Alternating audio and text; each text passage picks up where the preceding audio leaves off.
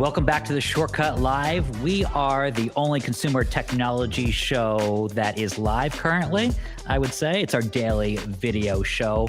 I'm joined here by Max Bondano. We got Kevin Lee, and we got Adam Vajewska in the UK.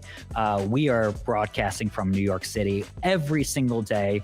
And I confirmed we are live, and we are all about consumer technology, where we have main character energy about gadgets and everything revolving around gadgets. We hit 100,000 viewers on Friday. So that was a pretty good milestone for us.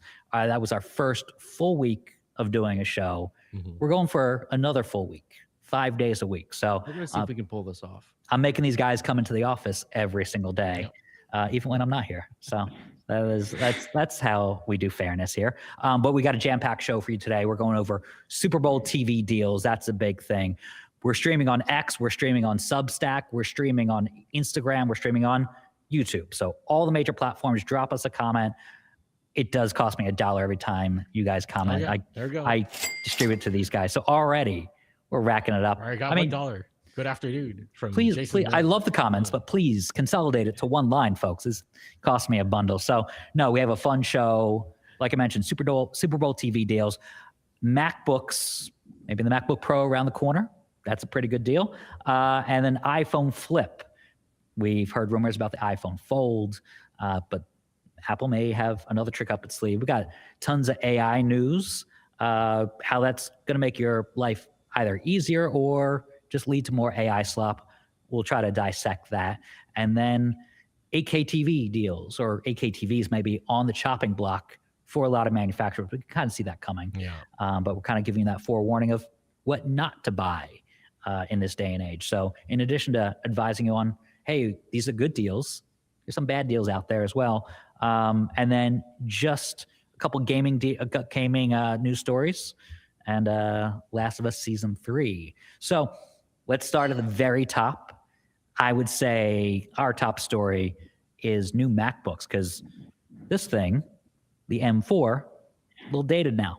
It's getting all old and crummy and right. Yeah, must be tough. A year old. Must be tough having to do this MacBook Pro.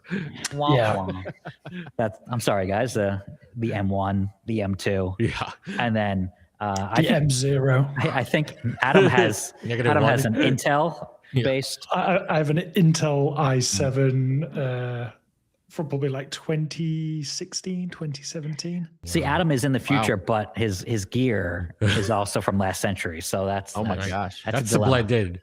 That's the blended.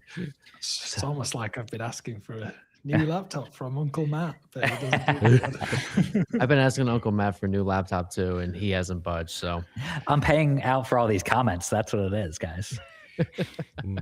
So the check's in the mail. I see.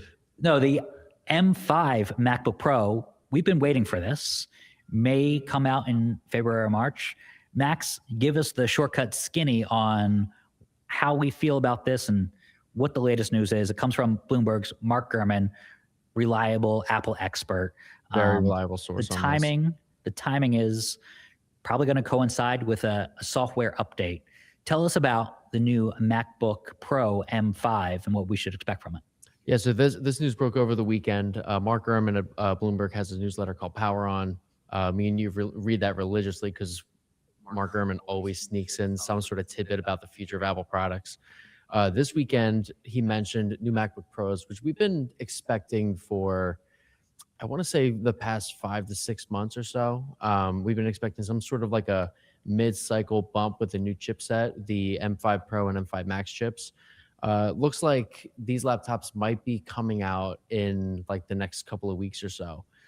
So macOS 26.3 has been in beta for a while. It's a very minimal software upgrade. It looks like it's just going to have some bug fixes and performance improvements and what have you. But it looks like Apple might time that with the release of these new laptops. Same 14-inch, 16-inch designs that we all have on our desks right now.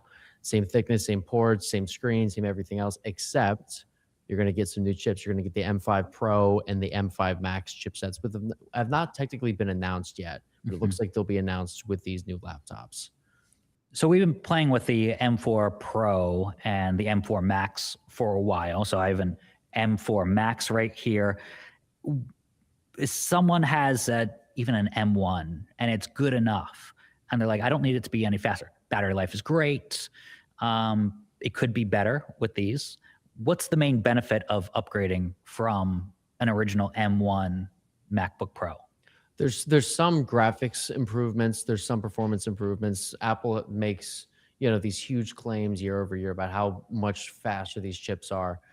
And they might be true, but the M1 Pro is already so fast and so reliable that I've felt no need to upgrade my own laptop. I've owned this one since 2021. I bought it like the day that it came out.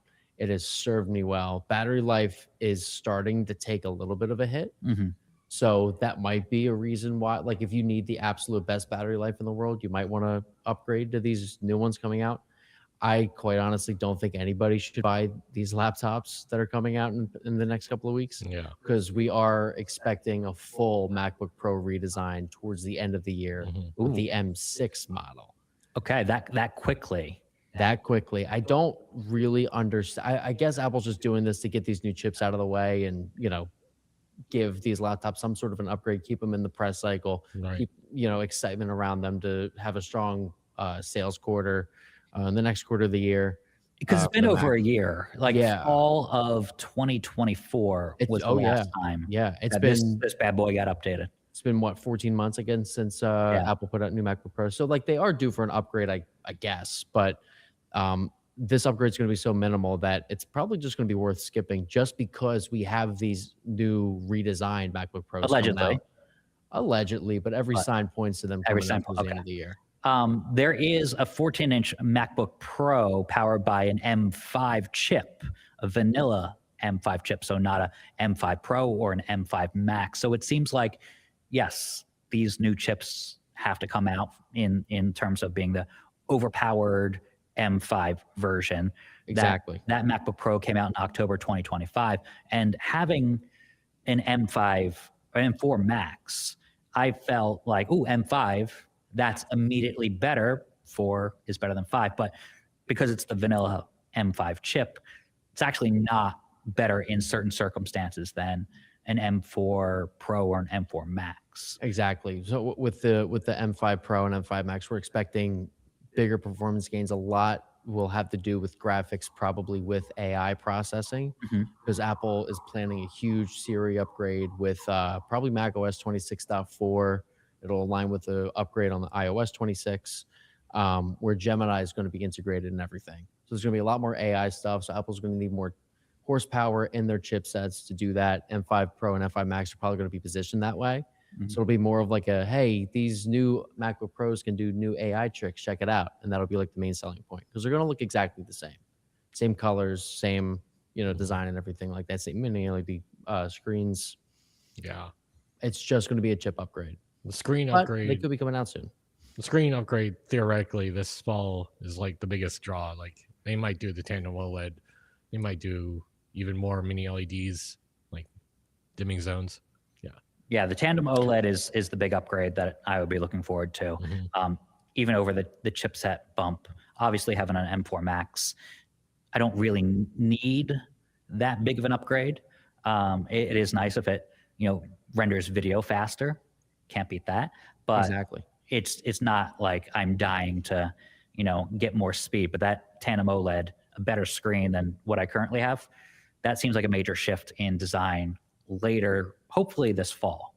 Yeah, that's going to be a huge draw, I think, for a lot of people. I'm super excited for the OLED screen. I'm a sucker for a good OLED screen. Yeah. So that'll be interesting to see towards the end of the year. But for now, we're just going to get a pretty modest chip upgrade for these laptops. But they should be shipping at some point in the next 3 to 4 weeks or so with this new software upgrade. Fascinating. On the PC side, Kevin, you have Qualcomm, Intel, AMD, all vying for that competitive space for the people who want a Windows computer. Yeah. They really excel, especially with the new Snapdragon Elite chips that came out in terms of battery life and not hogging like latest Intel chip. A lot of the battery life that usually is associated with a Windows laptop.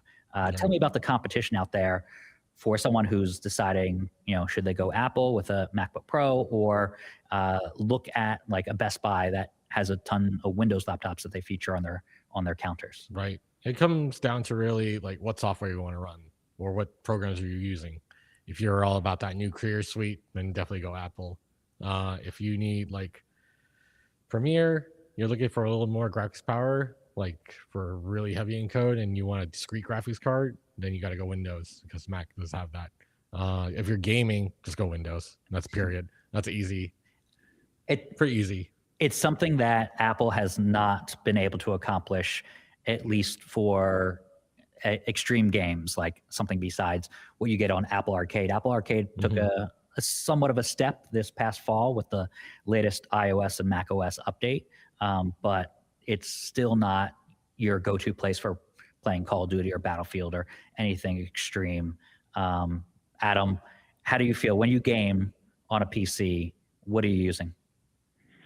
Yeah, it's Windows every day of the week. I mean, or could it be Linux for me in the future? I mean, I've had such a good experience with Steam Deck and with the Steam Machine coming out. That's such a lightweight OS, and Windows has obviously come under a lot of criticism recently for just ruining almost like the user experience with just so many things trying to push you to subscribe to this or Copilot that, and that's becoming annoying. In terms of like the next MacBook Pro, I feel like Apple are almost coming into a situation a bit like with the recent iPhones, like the MacBook Air for me with the M chips is so good and offers very little compromises nowadays that it's still for me the preferred option. And I think that's what a lot of people have found this year with the iPhone 17. It's really been that leap that's closed the gap with the Pro. Yeah, the Pro still beats it, but the 17 is that good now that it doesn't feel like such a massive step down.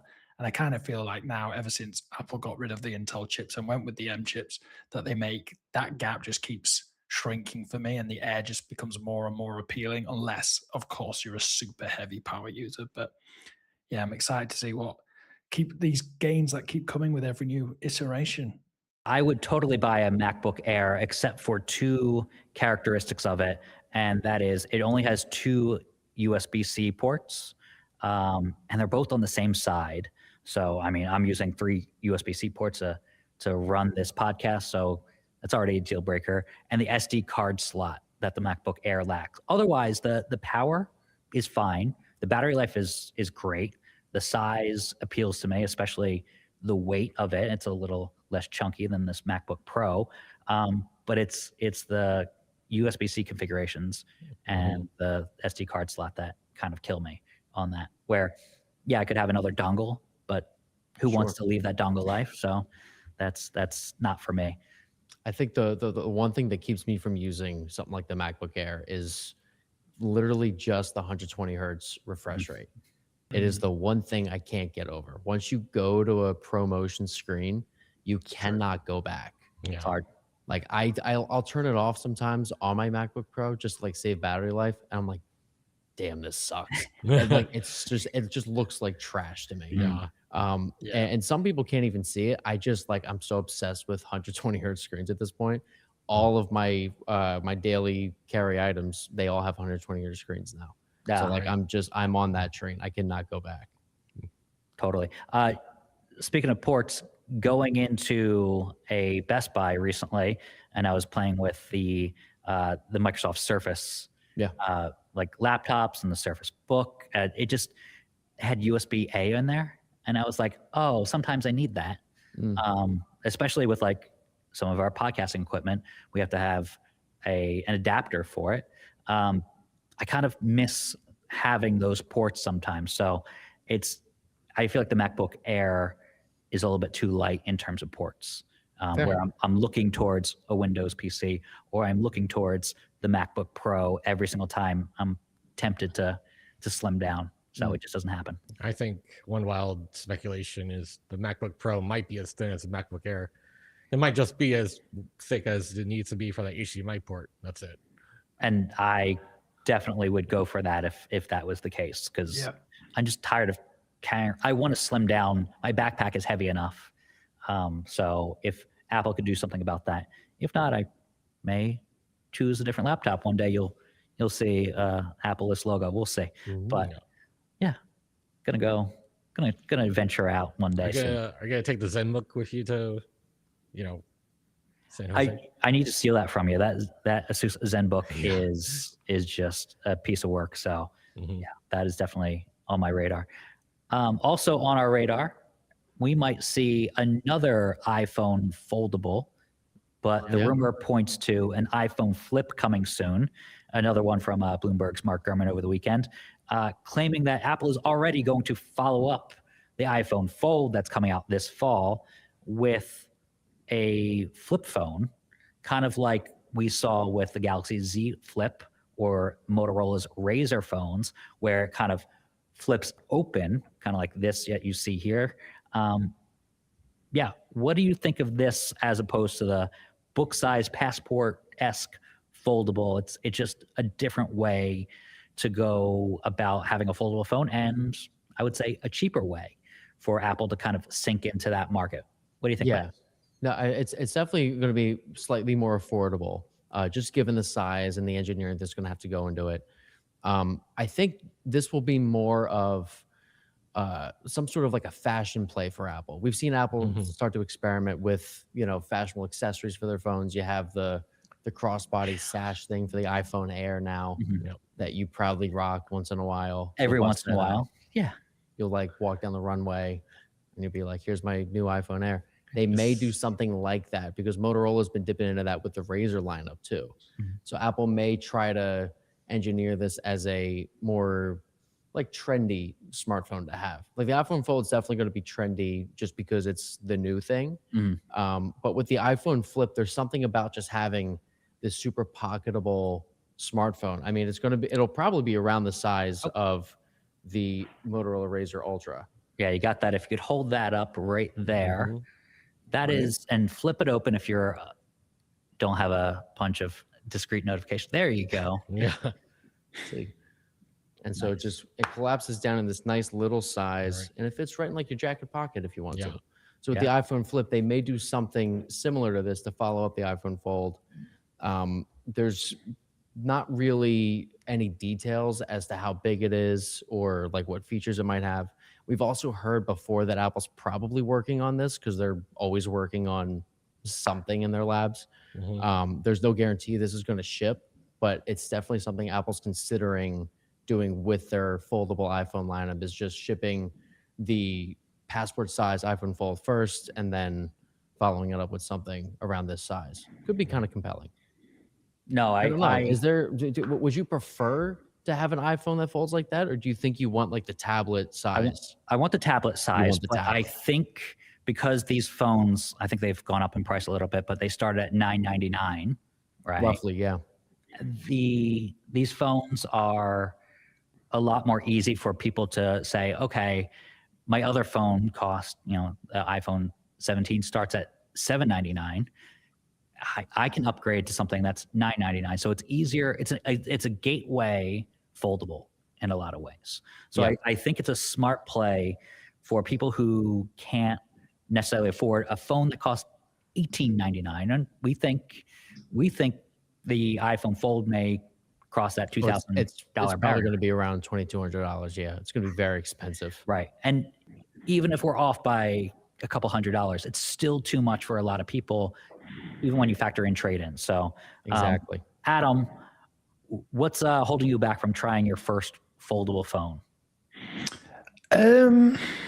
I think it's just the knowledge that you've got to feel sorry for Samsung and Motorola, really, because they come out, they put themselves out there, they design these beautiful phones like Max just showed off there, and you just know that Apple's waiting in the wings until they can absolutely perfect it and almost make out like they were the first ones to do it. Oh, yeah.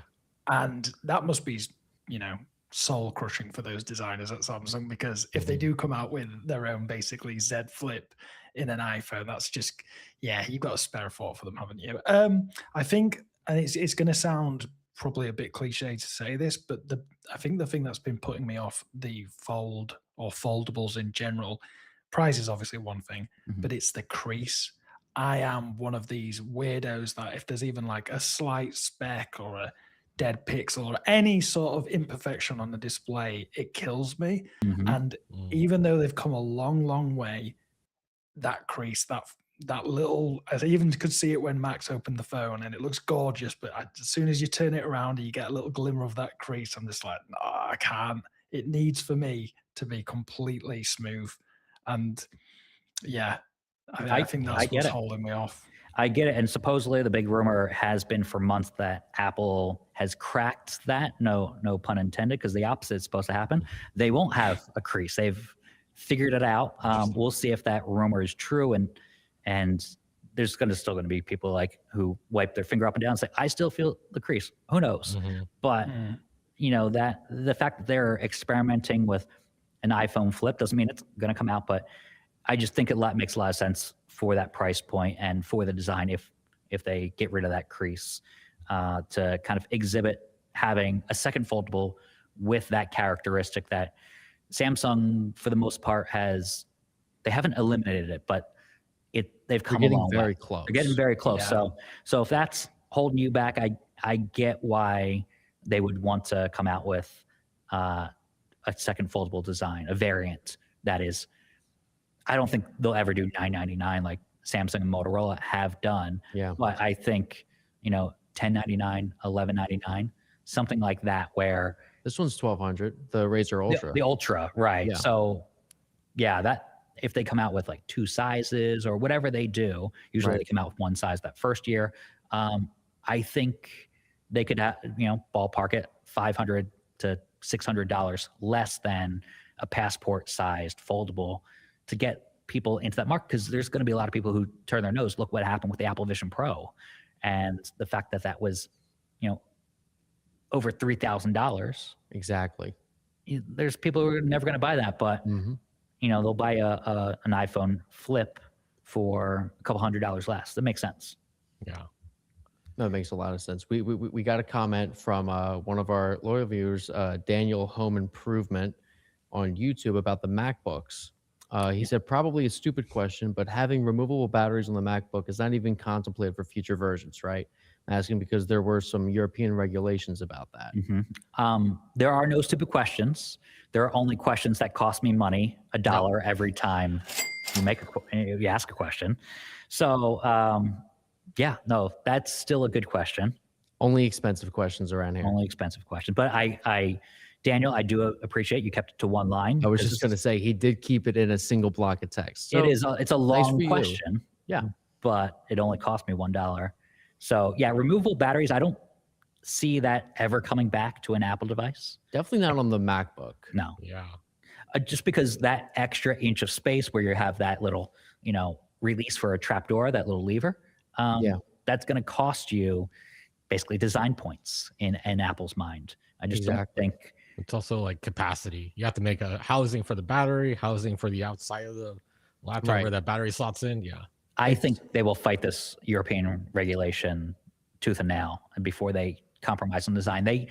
They have done it with the USB-C port, right? And they fought that to a bitter end, but the end actually had them losing. I actually appreciate that, because no one liked them holding on to Lightning as long as they did. But this one actually doesn't make sense in some ways.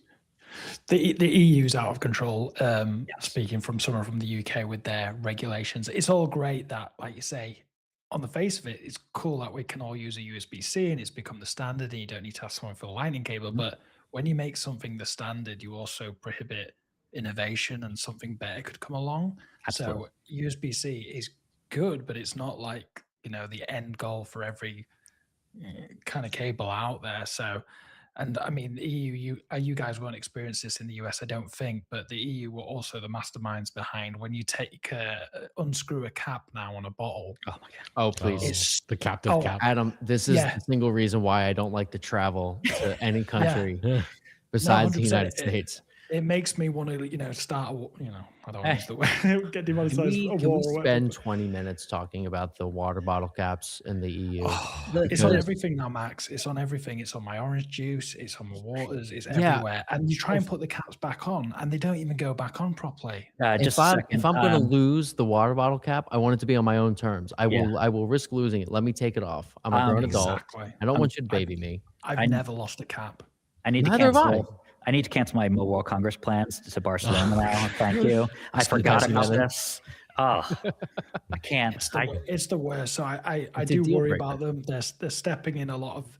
They're trying to do this, put it from like a consumer perspective, thinking, "Oh, this is good for everyone," and it is in a way, but it's also blocking a lot of things. And I'd rather Apple are allowed to just go out there, make the best products possible, and we'll see. You know, who wins really. It's them deciding what's good and what's bad. I liked the USB-C decision, but there are other things like, I don't know, consumer privacy, which, hey, we're all in favor of that. No one disagrees with that. That's like standing up for, I'm against, I don't want to say, murder, but yeah, just got demonetized a little bit. But like, it's like, yeah, everybody agrees with user privacy being a thing. But now whenever especially when I visit the EU, and there's tons of pop-ups, but it's all about the cookies. The cookies was all they're doing, and it's out of control. And now you have sites which basically say if you reject it, you have to pay. So you either accept the cookies or you reject them and pay. Yeah, and it's like that's so never good. been a thing. That's a site that we're going to. Yeah, how are you allowed to do that? But sometimes I click around the site and I'm like, why is everything darkened? And then I'm like, I noticed a little thing at the bottom. I'm like, oh, I have to accept the cookies. So they come up with some good ideas, but mostly they're bad. Mostly bad. Yeah. Sorry, EU. But yeah, that is definitely something where I'm kind of ticked off about. That's all. A little bit. All right. We got off on a tangent. We're going to go politics for today. We're very apolitical. We try to steer away from that, but except when it comes to the water bottle caps, Matt. I'm putting my foot down. That could radicalize anyone that walks. I don't know, guys. It's not that hard. Radicalize me. I'm gonna get all right, guys. We're gonna get Kevin to open up all of our water bottles. Yeah, it's not that hard, guys. I'll be your personal water bottle sealer opener. I want you to, like, if we ever go to Barcelona together, Kevin, I want to hand you my water bottle. Yes, you just snap off all the caps for me. Okay. Yeah. Do you snap off the cap, or you just save it? You get arrested if you snap off the cap. I save the cap because my dog likes to chew it off. So that's different. Okay. Yeah. All right. Let's go to our next story because hey, there's something we can disagree on even more. It's AI slop, or is it really good? So there's a series about 1776, the American Revolution, and it's called On This Day, 1776. It's presented by Time, and it's done by Google DeepMind, right? It's using AI. Yeah. And the trailer looks good. You can tell it's AI, right? Especially with the faces that you see. It's by Time Studios. Well, it's also directed by Darren Aronofsky, which is like a very famous director. So the fact that AI is being utilized and it's by big names, right? Both company and director. I think it does look a bit like AI slop, and I worry for actors and actresses around the world that are going to be displaced by this, because this could be like, a Ken Burns documentary or a reenactment, like, I don't know, the famous Gettysburg series. There was a couple of those, right? Yeah. And instead of epic battles and epic cast, it's purely done by AI. But on the pro side, there are few History Channel, series like this that are produced. I think History Channel is one of the biggest letdowns in terms of it's not like Netflix, right? It's not part of, the bigger thing like Discovery is and was, right? And so they're one of the few things that I find random creators do a really good job at on YouTube, creating these series. So having a big budget, even if it's AI, behind something where I look at something and I learn, right? Rather than a made up fantastical thing, I could see myself watching this because it interests me, and it's actually, beneficial to my time instead of someone making up a story. Right. No, I get the argument for this being AI slop, but I do think it's fine because it's for educational purposes. So there's that YouTube channel, forget what it's called. It's a massive YouTube channel, and they have these like 2D cartoon animations for like explaining like different I World watched that. War. I Exactly. know Yeah. exactly what you're talking about. Yeah. I totally forget what the channel's called. But like it's not like well done animation. Like it's just like very It's almost South Park-esque. a in little some bit ways. South Parky. It's a little bit it's like too cartoonish. It comes off as like content for children, right? Right. But they describe things in a really educational way, easy to understand way. The graphics are just there to like give you a visual aid, sort of help you understand and grasp what they're talking about, whatever the subject matter is. So they talk about a lot of complicated stories on that channel.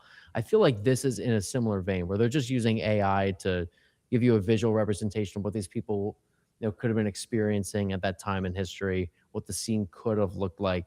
It isn't supposed to be, Christopher Nolan's next blockbuster. Mhm. This is just for, it's just to teach you about the American Revolution and, what was going on and stuff. So I feel like this is probably better than getting a bunch of like E-list actors and actresses to, dress up in puffy wigs and use green screens to their heart's content. Mhm. And just like have the worst acting performances of their careers for History Channel because they'll probably get paid $100 in a cold sandwich. The budget here is like not big at all, so they may as well just use AI and get some good directors just come in and just tell them, how to steer the ship. And the deep mind stuff looks pretty good too. Like the graphics aren't terrible, so I feel like I wouldn't mind watching this myself. Mhm. I have a totally different take. Okay, It just looks really bad. It's the voice sync is off. I see extra fingers sometimes. In There's one, this? yeah, Interesting. and there's one particular scene where it's like the Constitution of America instead of America. I mean, the United States. It says Amerigid with like a chevron symbol instead of an A at the start. I that's pretty good.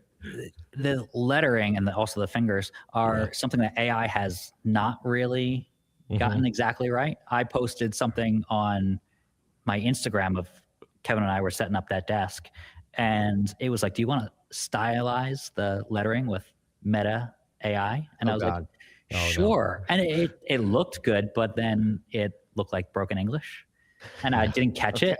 So I'm like, "Oh, okay," because we were trying not to scratch the desk. Yeah. And for anybody who saw that, that was AI just turning my words into slop and broken English. Interesting. So yeah, like it said something like trying not to scratch the desk, and it was like, Yeah. it got it wrong completely. Wow.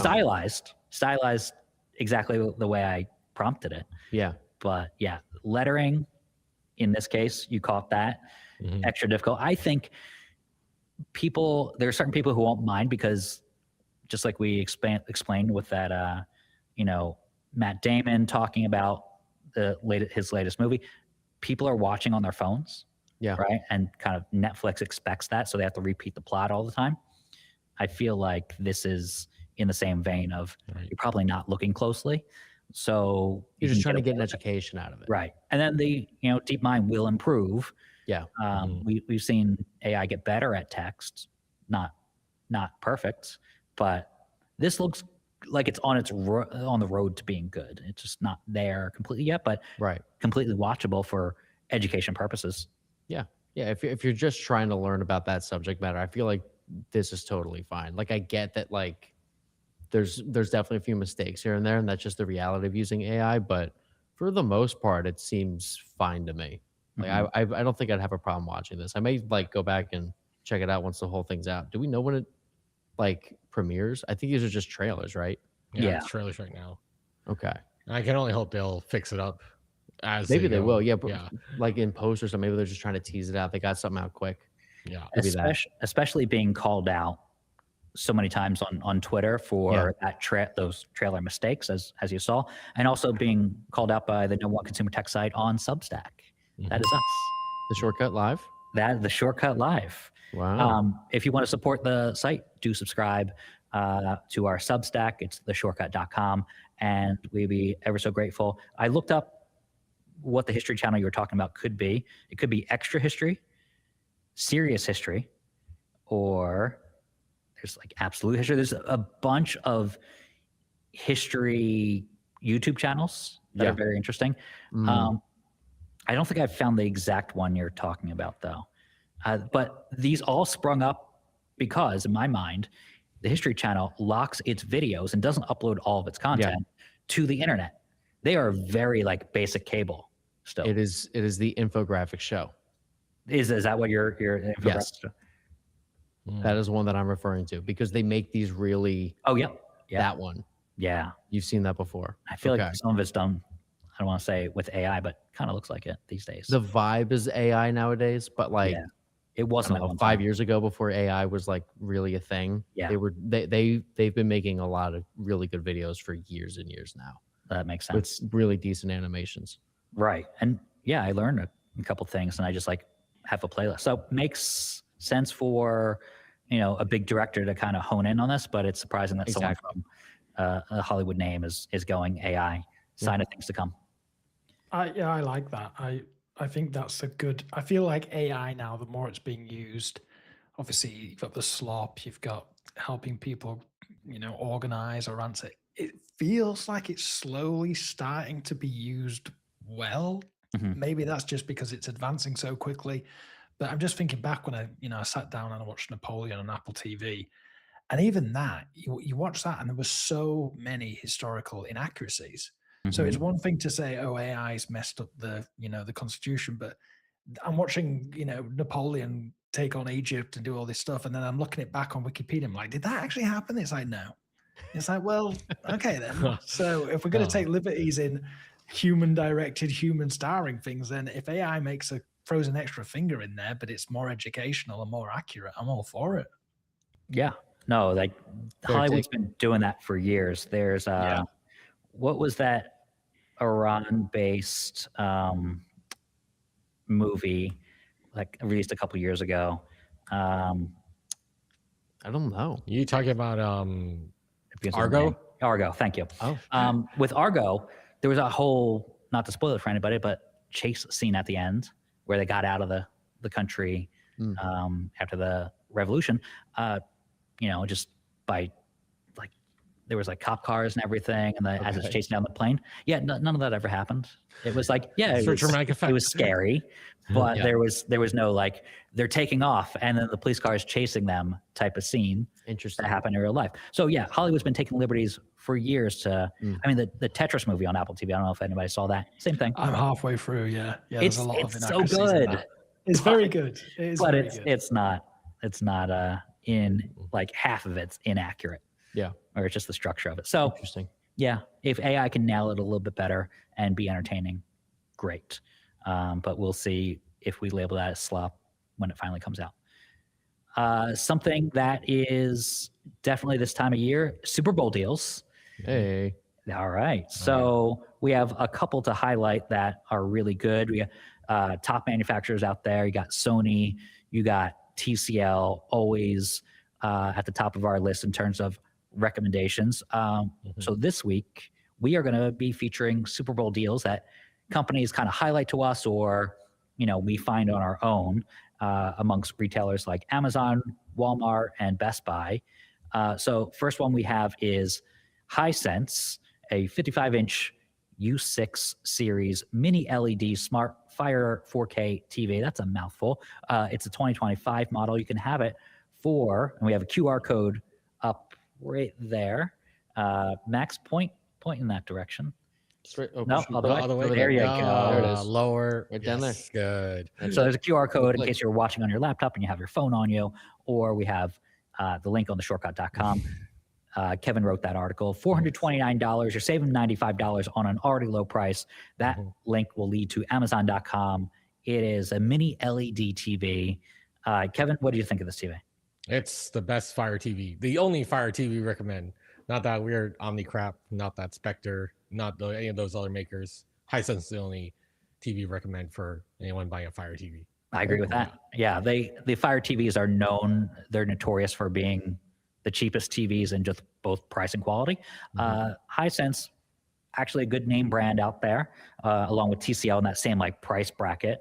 But they're making a Fire TV that is actually passes our tests, which we're getting a new TV in tomorrow. I don't know if that's under embargo or not, but I can say we're getting a new It's TV. not in. under embargo. Good. All right. It's no longer. So we're getting a new TV that should be really good. So we will see how good it is tomorrow when we unbox it.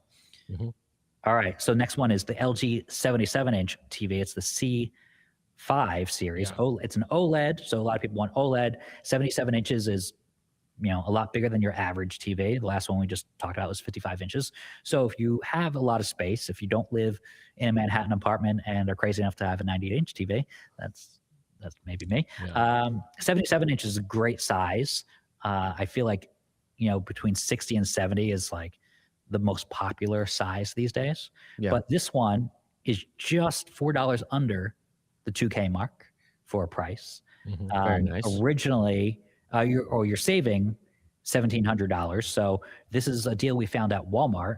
So if you go and get this QR code right here, or go to theshortcut.com for Kevin's link, you'll find that deal on an LG C5 TV. The C series from LG is, pretty top of the line. Yeah. Yes, it is. Yeah. So really good for gaming. So that's one of the ones that we use to benchmark other TVs. And then probably when it comes to software, I'm using a Google TV now. I like it. It's the TCL QM series.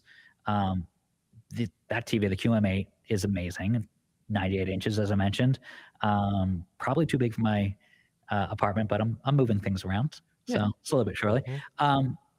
TCL used to have be partnered with Roku. Now kind of Roku is on its own. They have a 55-inch TV, the Roku Select Series 4K Smart TV.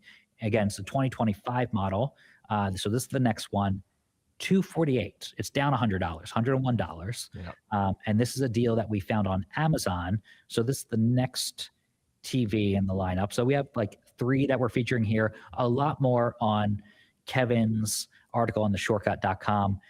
I think if you go visit theshortcut.com right now, and you see that QR code right there. So if you go to theshortcut.com, I'm going to put it as the top article in real time. And that's why we're live. That's why we're live.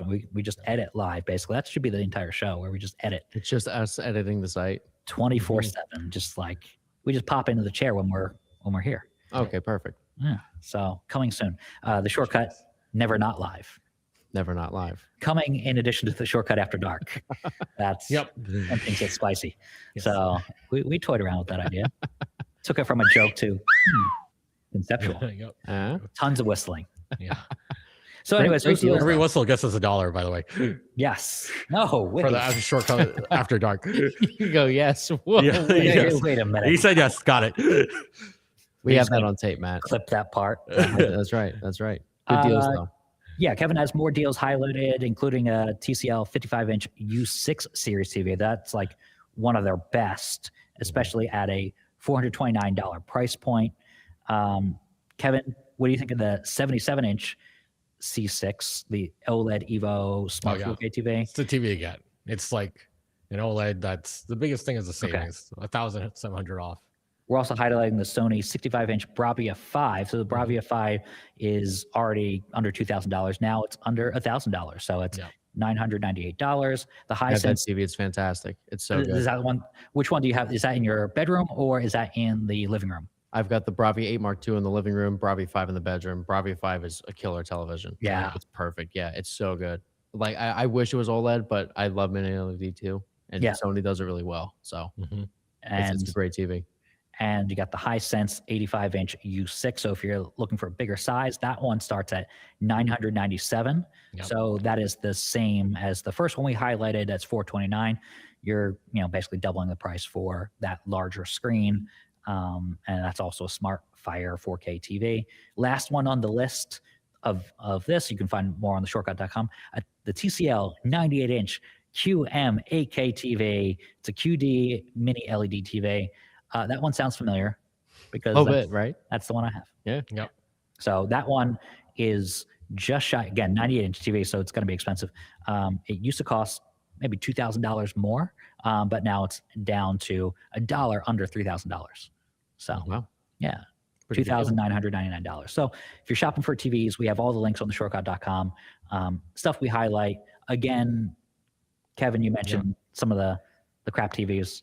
We're not highlighting them. We're not going to steer you wrong. There's no 1080p sets. There's no sets under 55 inches. Yeah. And reach out to us if you're ever in the market and you need some tech advice. Like I was emailing a friend, Dale, who tunes into the show, and he was like, should I buy this Samsung or this Hisense TV?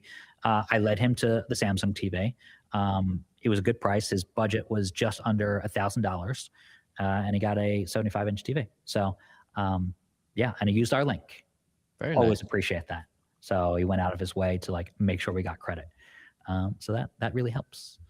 Nice. You can use any link and buy anything from our affiliate links. That is a thing. We actually sent out a newsletter over the weekend on Saturday telling people, hey, make returns. Today's your last day for some of those Black Friday returns. And a lot of people thanked us just for just going, like, that's going to hurt us on affiliate revenue because a lot of people buy stuff from us during, through our links during Black Friday. And those returns don't count. But, I'd rather have the trust of people. And then they'll come back to us when they get something else. That's right. And we're going to bring Adam back here for the remainder of the show. We got about 10 minutes remaining. We got some more stories to go over here in our rundown. Yeah. And this kind of is a great segue because, Adam, 8K TVs, maybe not the best purchase in the world because I don't think the consumers are necessarily interested in just having that resolution where they can kind of spot small differences.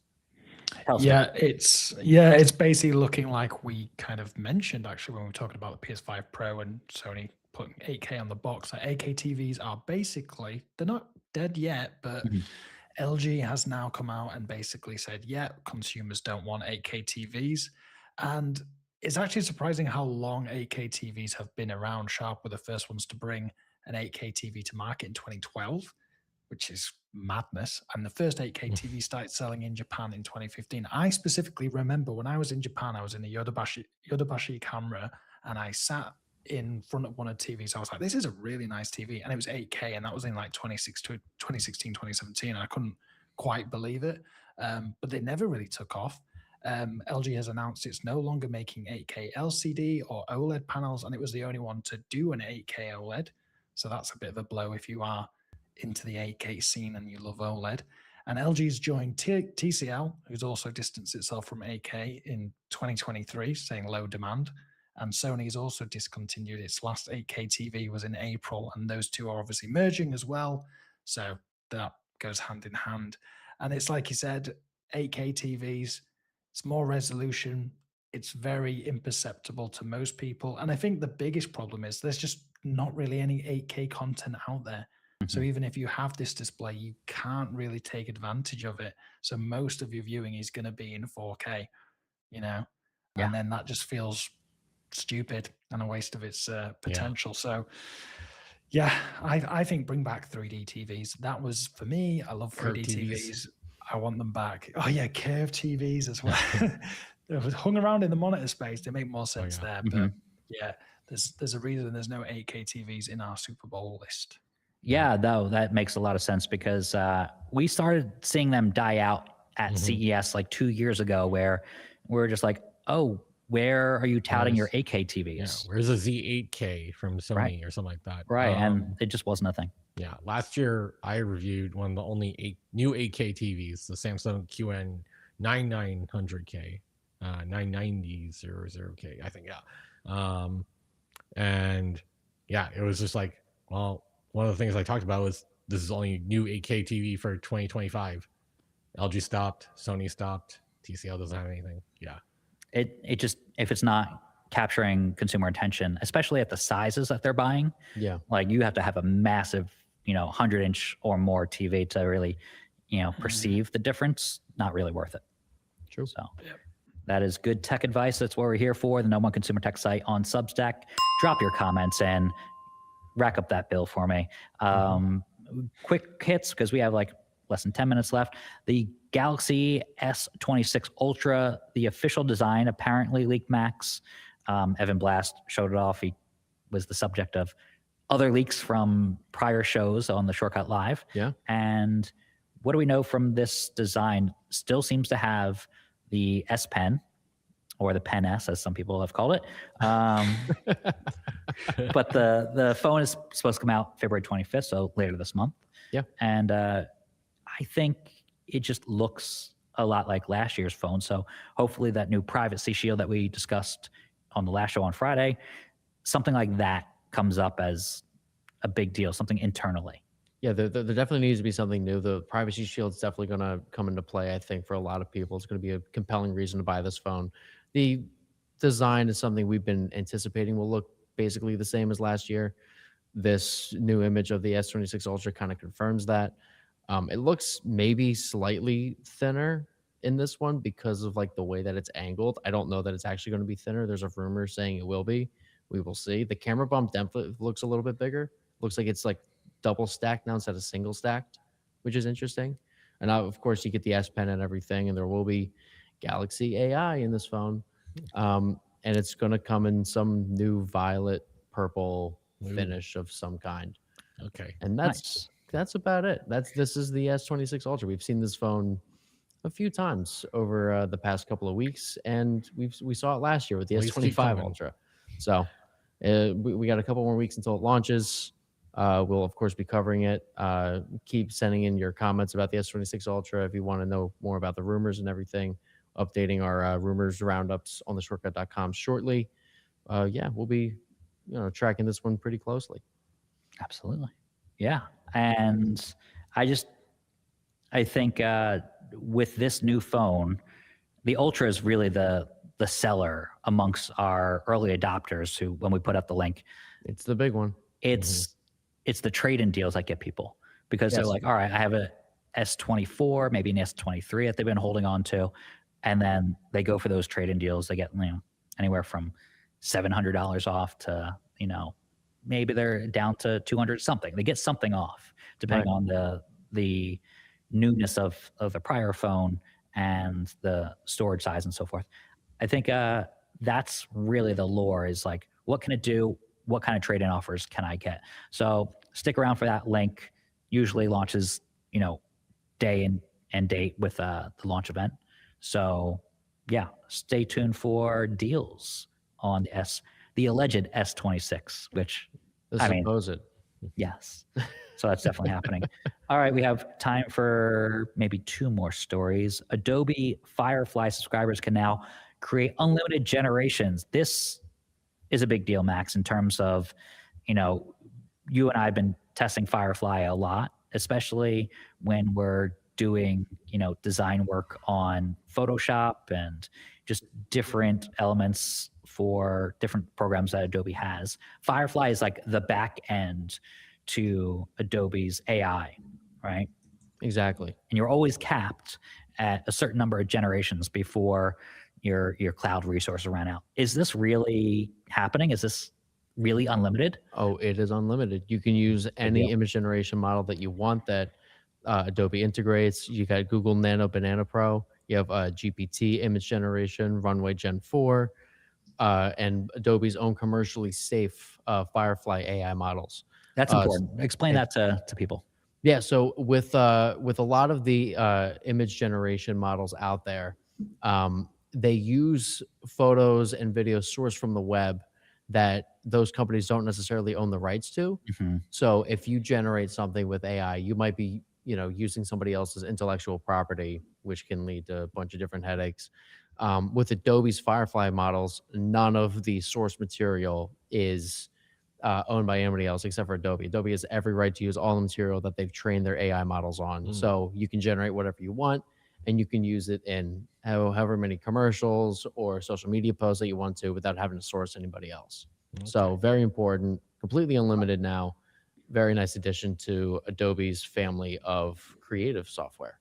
That's cool. Totally. Yeah. So I am definitely using that a lot in terms of if we need to create something that's conceptual that, is Adam and I over the years would create like a PlayStation Portable 2, a thing that does not exist and might not exist for some time, or a PS6 controller, because we have an article about it. Where do you get that? Do you, manufacture something? Oh, something like Firefly can can take that and conceptualize it and with prompts, but you're not honing in on someone else's work where it's like, oh, there are other concepts out there that people have created. Let's just merge all of them, and there's the Shortcuts hero image. Right. Not something that we want to do, but we also are not going out there and manufacturing our own controller, right? So Exactly. that is something that has saved us in terms of bringing the rumors articles to life of what the rumors are and what they can do. Yeah. It's also great because if you don't want to subscribe to ChatGPT or Google Gemini or whatever else, you can just use the image generation from Firefly. That's super fascinating. Yeah, I'm looking forward to testing that out. That just broke today. Let's go down to our last story of about 2 minutes left. Last chance to get the Mod Retro Chromatic, the special edition. Adam, take me through that, because I know this is your story and like you're a big fan of what you're doing at Mod Retro. It looks interesting. This is the Game Boy, right? Not the M64. Yeah, so this is the Chromatic, which I have here, and I absolutely do. Ooh, Nice. Basically, this is a limited edition, special edition, souped-up edition of the Mod Retro Chromatic. It's the Anduril edition. If you know who Anduril are, it's the company by Mod Retro founder Palmer Luckey. He's announced the Anduril edition is back to available to pre-order for one last time. He said they're incredibly hard to produce. This is the final pre-order. They're still available, actually. If you are wanting one, just check the website. And he says they're a huge pain to make, and I'll explain why. And no amount of pleading will bring it back. So if you like the look of it, I recommend getting one. It's estimated to ship in summer 2026. Comes with a pair of Cosport Pro headphones as well. Tetris for Chromatic, which is fantastic, and you get a little charm. But the thing that makes it special is it's made out of Cerakote, which is the same ultra durable ceramic polymer formulation that protects Ghost, Anduril's autonomous air vehicles. That's cool. For me, that's really cool. And you also get the sapphire screen, which provides a near diamond hardness instead of the typical Gorilla Glass. If you just get the standard Mod Retro Chromatic, costs $350. Looks amazing. I may have pre-ordered one, so I'm looking forward to that arriving. It's pretty cool. Yeah, that is. I still have not gotten one, and that seems like a good deal because it's limited edition, like you said. I'm going to end on this note with we got one of our loyal followers, Joe, mentioning, Matt, I never thought I would be able to push my M4 Pro as hard as I am. I honestly thought I could ride it out a few more years, but now I'm looking at these leaks and hoping. Definitely at the top of the show, we discussed that Apple may be coming out with an M5 Pro and M5 Max laptop in February or March? Yeah. But Right there may around the corner. be another redesign later on. So this is probably what Joe is referring to. Joe, thank you for your comment. It didn't appear in the normal chat, I don't think. Yep. So I don't know if I owe you guys $1. I don't like that loophole. There was a comment that gets us $1 from Jason Million talking about 8K TVs having zero content, and 3D TVs could make a comeback if they could focus on that. So thank you, Jason, for getting us that $1 that Matt tried to take away from us there. I think if the comments read on the live show, it counts. So that's $2. This is just in a separate post on my Twitter. So Right. I think I'm going to keep $1 and charge you guys $1. Anyways, Wow. that is the end of our show. I know we're a little bit over time, but I appreciate everybody sticking around. We are an hour-long video podcast. We do it live. So if something goes wrong, can't really fix it. You just have to keep rolling. But yeah, we are preparing the show every day on X, on Substack, on YouTube, and on Instagram, even in that 9:16 ratio. We are live every day. So join the Shortcut Live. We will see you in exactly 23 hours, 1 p.m. Eastern, 11 a.m. Pacific. I will be doing it remote. So from the other 10 a.m. side, Pacific. 10 a.m. Pacific. Sorry. You got to get up early tomorrow, Matt. It's true. I got to get up early to lose some money. Joe Bondano keeps commenting, cost me $1. There we go. Anyways, Thanks, Joe. I'm going to escape to warmer weather. I will see all of you tomorrow. And yeah, keep it locked to theshortcut.com. No one consumer tech site on Substack. See ya.